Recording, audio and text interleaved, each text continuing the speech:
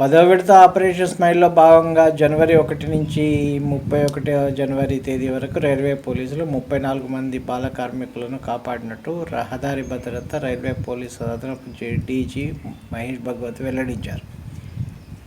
ఈ మేరకు ఆయన ఒక ప్రకటన విడుదల చేశారు. రైల్వే ఎస్పీ షేక్ సలీం ఆధ్వర్యంలో సికింద్రాబాద్ అర్బన్ రూరల్తో పాటు కాజీపేట సబ్ డివిజన్ల వారీగా ఏర్పాటు చేసిన బృందాలు రైల్వే ప్రొటెక్షన్ పోలీసు, ఇతర స్వచ్ఛంద సేవా సంస్థలతో కలిసి పనిచేశాయని పేర్కొన్నారు.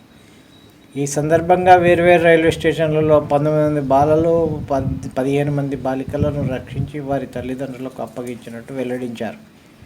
ఖమ్మం నుంచి హైదరాబాద్ వెళ్తున్న ఈస్ట్ కోస్ట్ ఎక్స్ప్రెస్లో అనుమానాస్పద స్థితిలో ఉన్న వ్యక్తిని గుర్తించామని, విచారణ సందర్భంగా పశ్చిమ బెంగాల్కు చెందిన బాలుడిని నగరంలోని మల్లెపల్లిలో ఉన్న హోటల్ రెహానాలో పనికి తీసుకెళ్తున్నట్టు తేలిందన్నారు. బాలుడిని సంరక్షించి సైదాబాద్లోని బాలల సంరక్షణ భవన్కి పంపించామని, రవాణాదారుడిపై కేసు నమోదు చేశామని తెలిపారు.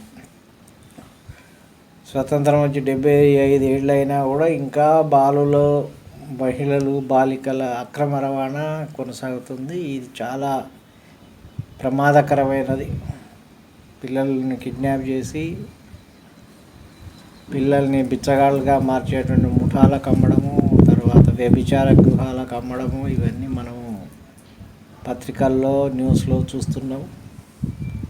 సో ఇలాంటి వాటిపై ఉక్కుపాదం మోపే వ్యవస్థ మన పోలీసు వ్యవస్థకు ఉంది.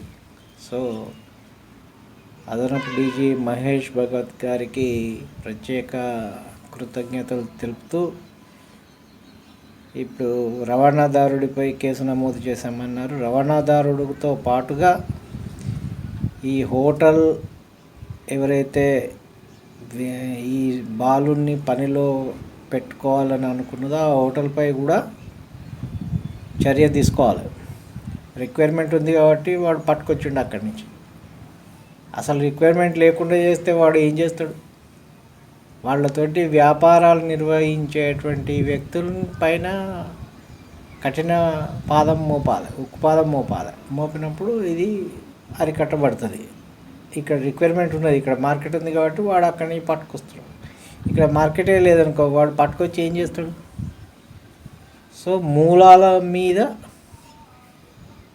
అక్కడ మూలాల్ని మూసేసినప్పుడు అది క్లోజ్ అయిపోతుంది ఆటోమేటిక్గా. సో దీనిపైన దృష్టి పెట్టాలని పోలీస్ డిపార్ట్మెంట్ వారిని కోరుతున్నాం.